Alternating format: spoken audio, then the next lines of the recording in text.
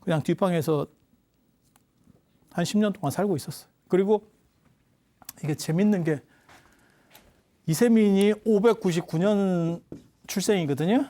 그러니까 27살에 지금 황제가 되는 거예요. 참 대단하지. 27살이면 지금 남자 같으면 대학도 졸업 못하고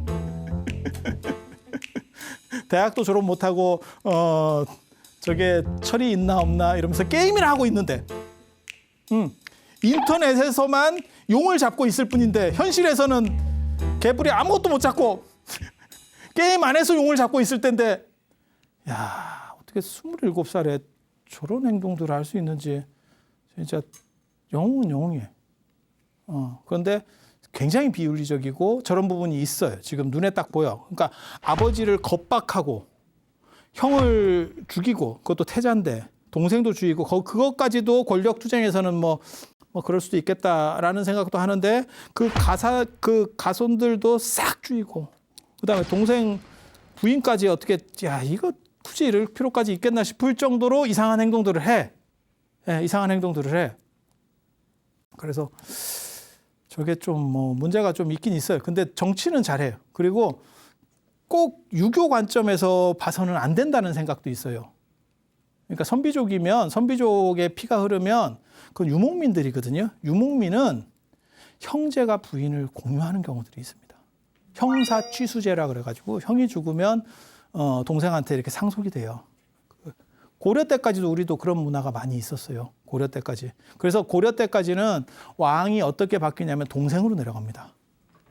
조선은 자식으로 내려가는 쪽이고 그건 종법제예요. 그러니까 고려 때까지는 유목 문화가 상당히 있었던 거예요. 그래서 왕이 동생으로 내려가. 우리도 지금 그런 식의 재벌들도 그런 게 있죠. 그러니까 형제 간의 상속으로 이렇게 회장이 내려가는 집도 있고 그 다음에 자식으로 내려가는 집도 있고 아니 그래요. 그리고 사우디 같은 경우도 그런 거죠. 사우디 왕가도 원래 그 형제가 돌아가면서 이렇게 하다가 지금 뭐 빈살만인가 걔가 이거 돌아가면서 할 건 아니고 이러면서 자기가 지금 하고 있는 거잖아요. 그러니까 형제 상속이 더 중요하게 생각하는 게 유목문화 쪽이에요. 그러니까 친구 형제에 대한 비중이 상당히 커요.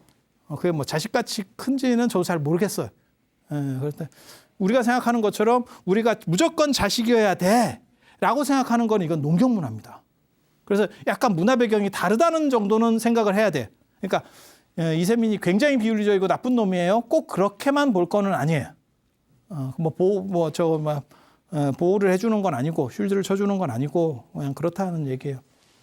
그리고 이세민의 이런 유목적 기질, 호방한 기질이 있었기 때문에 저 위징이라는 사람, 위징이 이건성의 책사예요.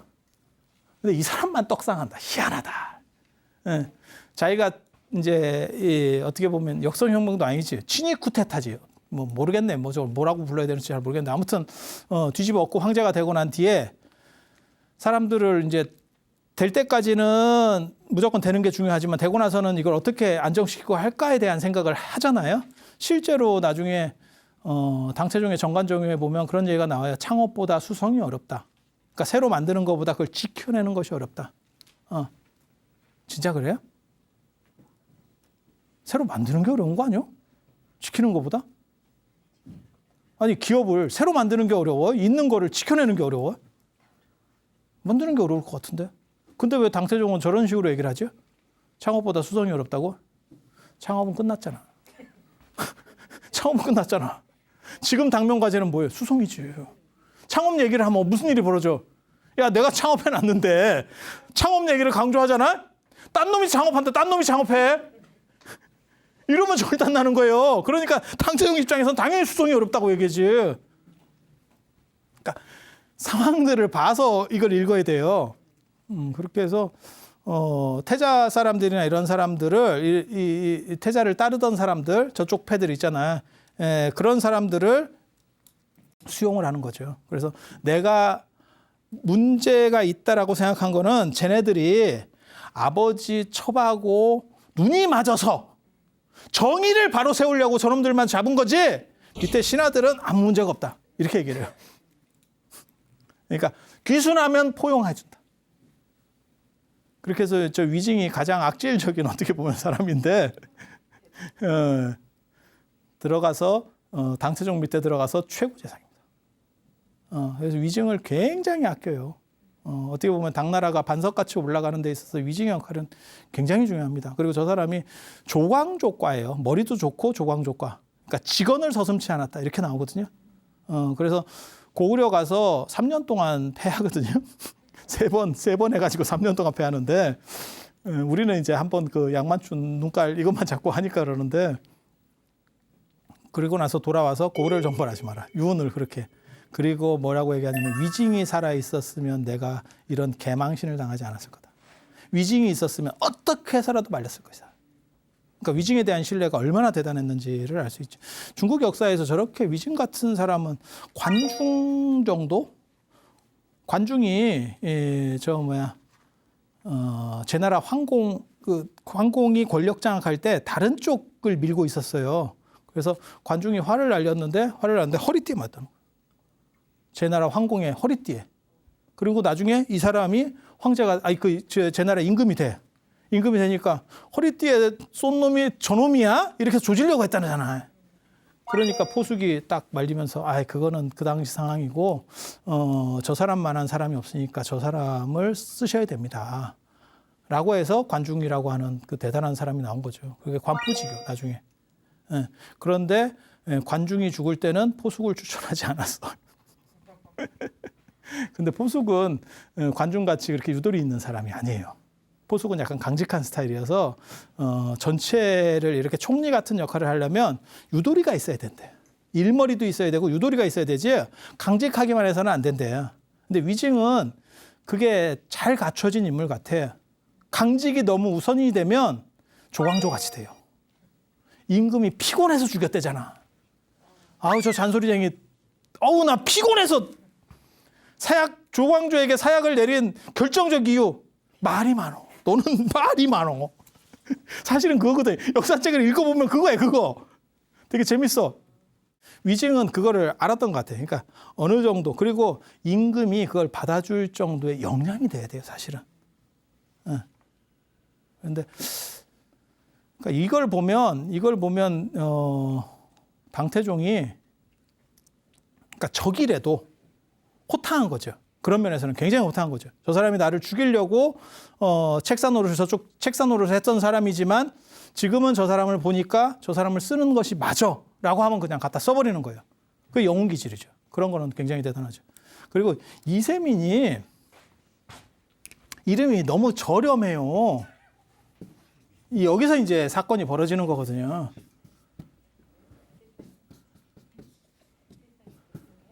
이게 이름이 너무 싼 이름이죠.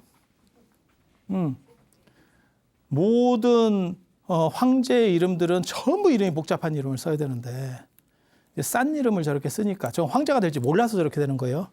이성계도 마찬가지고 조선이라고 하는 나라도 어느 정도 이방원 뭐 이런 사람들 말고 그건 초기에 왕 될지 몰랐던 사람들이고 왕 되고 난 뒤에는 다 이름이 한 글자고 이름 어렵습니다. 그렇게 가는 거예요. 그래서 정조가 이산 그 다음에 세종부터는 이도 이렇게 한 글자로 가는 거고 왜 한 글자가 유리하냐면 한 글자를 해야 한 글자고 안 쓰는 글자를 해야 옛날에는 피위라고 그래서 황제가 등극하면 황제 이름에 있는 글자는 모든 책에서 파내야 돼요. 대체 글자를 써야 돼.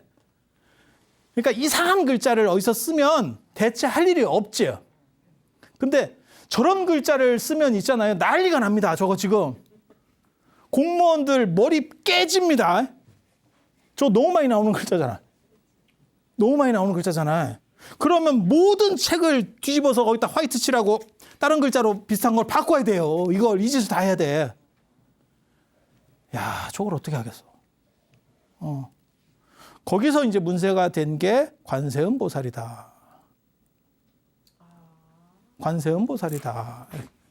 왜?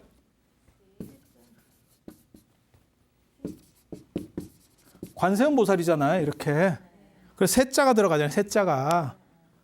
그래서 여러 설들이 있는데 관세음보살 아바로키스테스바라 보디사트바 이제 이렇게 되는 건데 이 관세음보살을 번역할 때 관세음, 광세음, 관자재 뭐 이런 식으로 여러 가지로 번역하거든요. 그리고 그때 관음이라고 하는 것도 조금 나와. 근데 관음이 유행하지 않았어. 그런데 당나라에 이세민이 딱 등장을 한 뒤부터는 관음이 굉장히 유행을 해. 이해가 됩니까? 그래서 세자를 날렸다 이런 얘기가 장상영의 호법론에 나와. 그래서 관음보살이 됐다. 세자를 함부로 쓸 수가 없어서 황제를. 그래서 제가 예전에 책 쓸 때 그런 얘기도 썼었거든요. 황제가 보살보다도 세다. 보살의 이름을 바꿨다. 근데 그렇게 될 수 있었던 이유는 아까도 얘기했지만 초기 번역 때 보면 관음이라는 표현도 나오긴 나와요. 그래서 저걸 빼도 그렇게 가오가 무너진다 이런 생각은 안 했던 것 같아요. 네. 그래서 지금 어떻게 보면 관세음 보살 관자재는 반야신경 할 때나 쓰지 사실은 관자재 보살이라고 하는 경우가 별로 없습니다. 아니 그렇잖아요. 정근할 때 관자재 보살이라고 정근하는 저를 봤어요? 관세음 보살이라고 정근을 하잖아요. 그런데 표기는 관음이 관세음보다 많아요. 그래서 관음전 이렇게 하지 관세음전 이렇게 안 하잖아요. 관음보살, 관세음보살 뭐 마찬가지인데 쓸 때는 또 그렇다고. 우리가 정근할 때는 관세음보살이에요.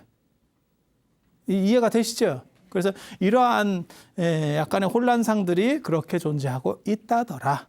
그리고 이건 이미 다 터가 닦여 있었기 때문에 나중에 현장 스님이 와서 관자재로 바꾸려고 했으나 이미 입에 익은 게 다 이거 있었기 때문에 못 바꿨던 거죠. 한번 이렇게 입에 붙으면 입에 붙은 단어들을 바꾼다는 게 굉장히 어렵습니다. 처음 듣는 단어를 바꾸는 건 쉬워도 익숙한 단어 바꾸는 거 굉장히 어려워요. 그래서 그런 정도 생각을 하시면 돼요. 그리고 이 양반이 자기가 이씨라고 얘기를 하잖아요. 이씨.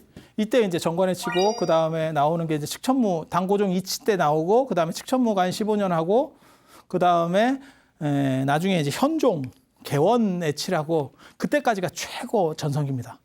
그러니까 양귀비 사건이 벌어지기 전까지. 그러니까 양귀비랑 뭐 놀 때는 괜찮은데 그 나중에 이제 알록산 사사명의 나이 나면서 당나라가 뒤집어지기 저 때까지는 최고 황금기예요.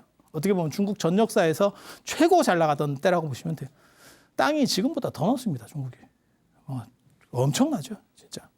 그래서 전에 제가 잠깐 그런 얘기 해드렸잖아요. 시진핑이 어떻게 모델로 하는 중국몽의 상징적인 게 사실은 당나라다. 근데 되게 재밌는 게 그 당나라는 한족 국가냐? 라는 생각이 있다.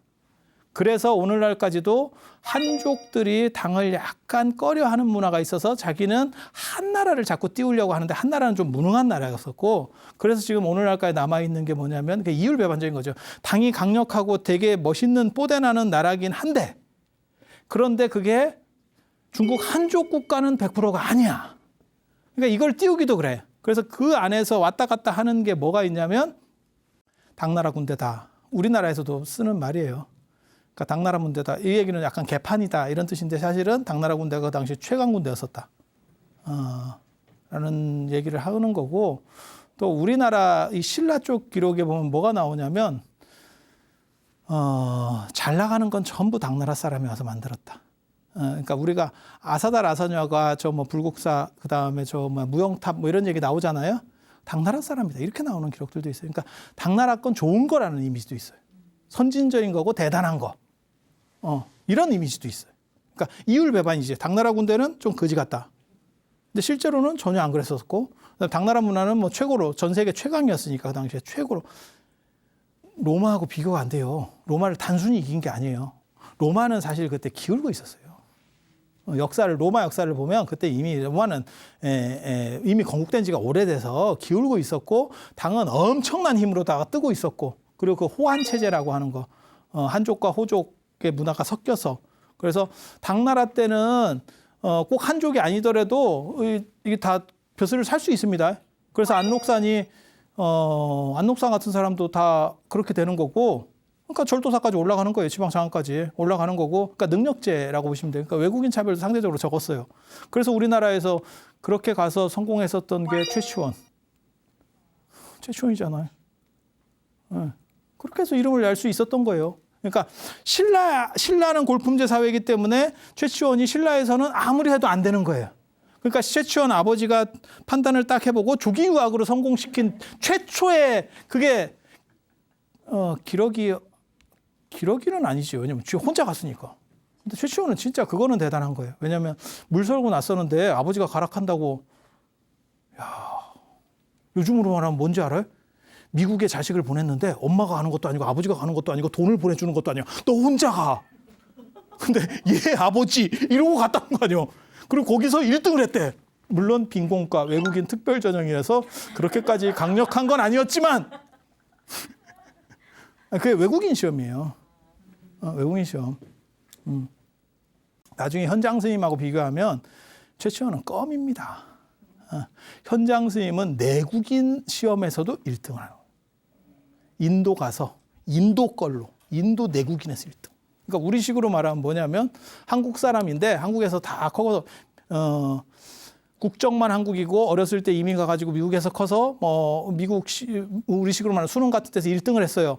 그것도 대단한 거지. 근데 한국에서 계속 성장을 했다가 거의 미국 간 지 몇 년 안 됐어. 근데 미국 수능에서 1등을 했어. 이건 뒤집어지는 거지, 진짜. 저게 가능해? 왜냐하면 똑같은 문제라도 수학이나 이런 거는 차라리 쉬워. 그런 사람한테는, 그렇게 머리 좋은 애들한테. 국어 이런 게 훨씬 어려운 겁니다. 야, 그거 문화 배경을 모르면 이걸 어떻게 돌려? 아니, 머리가 아무리 좋아도 야, 춘향전 이런 거 어떻게 할 거야? 우리는 너무 쉽지. 그게 뭐 별것도 아니지. 그렇잖아요. 그러니까 우리나라에서 무슨 미국의 메이저 대학 다니시는 분들이 대부분 다 특별 전형. 아직 거기가 시험 못 봐요. 시험 볼 수 있는 상황들이 아닙니다. 그래서 그런 생각 하시면 돼요. 그래서 약간 차이가 있어요. 그래서 아무튼 당나라는 훨씬 자유롭고 능력 중심의 국가였었다라는 정도 생각을 하시면 되고, 여기에 이제 문제가 되는 거는 이세민이 불교에 대해서 약간 좀 그래요. 그리고 그렇게 되는 이유가 자기가 이씨이기 때문에 그렇대. 야, 너 원래 대하씨였잖아. 대하씨인데 이씨로 성 바꿔놓고 뭐 이씨래. 그런데 이세민은 뭐라고 얘기를 하냐면, 이세민은 뭐라고, 이게 신흥 왕조들은 다 그래요. 신흥 왕조가 왕조의 정통성을 주장하려니 주장할 방법이 없어요. 제가 전에도 그런 얘기 잠깐 해드렸어요. 그러니까 오래된 왕조면 신하들이 너 왜 왕이야? 이러면 우리 아버지가 왕이고 우리 할아버지가 왕이고 우리 증조 할아버지가 왕이고 우리 고조 할아버지가 왕이고 쭉 그렇게 얘기하면 돼. 그래서 난 왕이야. 너랑은 종자가 달라. 이렇게 얘기하면 돼. 근데 저렇게 신흥 왕조들의 특징은 뭐냐면 네가 왜 왕이야? 그러면 글쎄 내가 세서 이렇게밖에 말을 못해. 왜? 조금만 족보를 거슬러 올라가면 야, 너네 아버지하고 우리 아버지하고 친구였어. 그 술친구야, 술친구. 근데 왜 너는 황제고 나는 네 신하야? 그러게. 그러게. 그러니까 세야지. 뭔 얘기인지 알아듣겠지? 이 문제가 걸려요. 이게 당위성 문제가. 근데 이 문제를 현명하게 해소를 못하면, 조금만 서운하게 하면 이 자식이 만만하게 보고 뒤집는다니까. 구태타를 일으켜요. 성공 여부를 떠나서 그런 게 자꾸 생기면 피곤합니다. 그래서 당위성을 세워야 돼. 그러니까 그걸 이제 중세 유럽이나 이런 데서는 왕권 신수라 해서 신에게 붙이는 거고, 보통 불교국가 시절에는 그러니까는 부처님하고 피가 통한다, 뭐 이런 얘기도 해요. 신라 왕조가 그래서 신라 왕조가. 그래서 선덕여왕이나 이런 사람들이 인도의 크샤트리아 종족이래. 아니, 나오는 얘기예요. 제가 지어내는 얘기가 아니고 나오는 얘기예요. 그래서 너네가 저 뭐 한반도 사람이 아니야. 뭐 이런 얘기를 합니다. 그게 이제 어떻게 보면 불교를 이용해서 왕권을 강화시키기 위해서, 신하들이 몸만 먹게 하기 위해서, 나는 너네하고는 피가 틀려. 그러니까 우리가 지금 생각할 때는 아니, 국민의 대표를 뽑는데 그러면 인도 사람이에요. 인도 피해요. 그러면 야, 우리가 대표성이 없잖아. 지금은 우리는 그렇게 생각하지. 야, 그러면 우리 대표가 아니지. 왜 우리 대표를 해? 그건 우리 안에서 뽑아야 될 거 아니야. 물론 이런 것도 하나의 어떻게 보면 고정관념일 수 있긴 한데 우리는 보통 그렇게 생각하잖아요. 근데 예전에는 나는 너네랑 완전히 달라. 혈통이 달라. 이게 계급사회거든요. 그래서 그렇게 연결시키려고 해요. 그리고 중국에서는 전통적으로 하느님이 1000명이 나에게 임했다. 쉽게 말해서 1000명이라는 걸 내가 받았다. 그래서 내가 하늘이 인가해줘서 내가 황제다. 그런데 맹자에 보면 1000명 미상이죠. 1000명은 꼭 한 사람한테만 가는 게 아니에요. 덕 있는 사람한테 옮겨간대. 그러면 기어봐서 뒤집으면 되는 거 아니야? 내가 덕 있는 거 일단 되고 난 뒤에 이세민 작전이지. 형들 죽이고 난 뒤에 쟤네들이 바람이 나서 제가 아버지를 위해서 죽였어요. 아버지를 위해서 죽였는데 왜 네가 나까지 물러나라 하냐? 이런 생각이 아버지는 들었겠지. 그래서 자기가 이씨라고 얘기를 하고 노자가 이예요. 귀자를 쓰는 이. 그래서 노자가 자기네 시조래.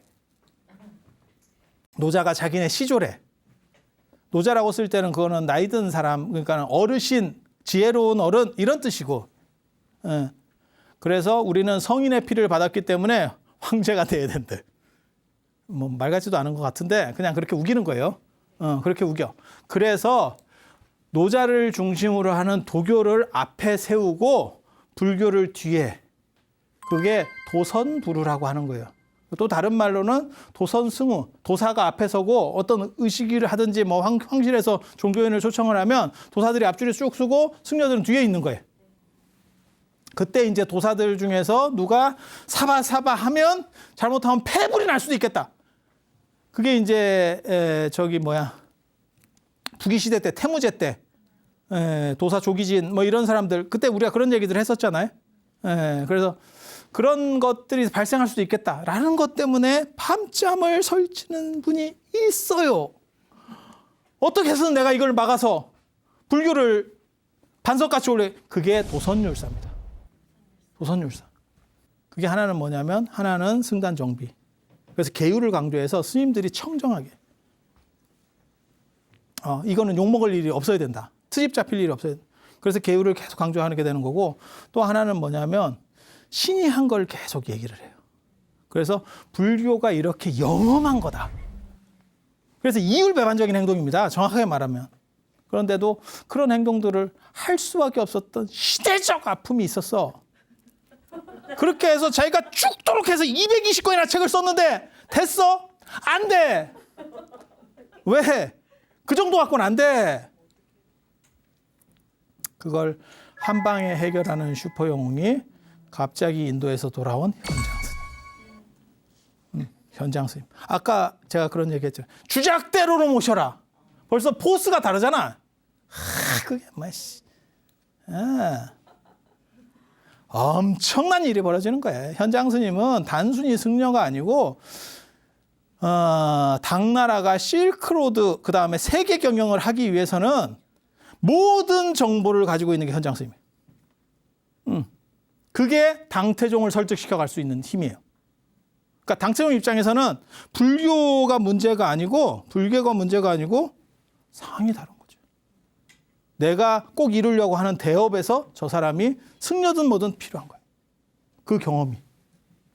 그래서 현장 스님으로 인해서 경기가 끝나고 그래서 당태종이 숨 떨어질 때 했다는 그 유명한 예가 있어요. 현장 스님을 뵙고 나서 이제 여기 숨 한번 떨어지고 다음 시간에 한 번 더 떨어질 거예요. 또 다른 이야기가 있는데 그때 현장 스님한테 뭔 얘기를 했냐면 마지막 죽어가면서 내가 스님을 늦게 만나서 불교를 일으키지 못한 것이 아니다. 이게 이런 데서 뭐 박수 나오고 그만할 거야. 오늘은 이상하고 분위기 별로 안 좋아요. 오늘은 이상하고 다음에 당태종이 죽을 때 마지막으로 당 고종 이치한테 했었던 얘기를 해줄게. 이건 현장 선생님한테 한 얘기고 이치한테 기가 막힌 얘기를 해. 그것 때문에 당태종의 권능이 도굴이 돼. 예, 그 얘기 제가 다음 시간에 해드리도록 하겠습니다. 자, 들어주셔서 감사합니다.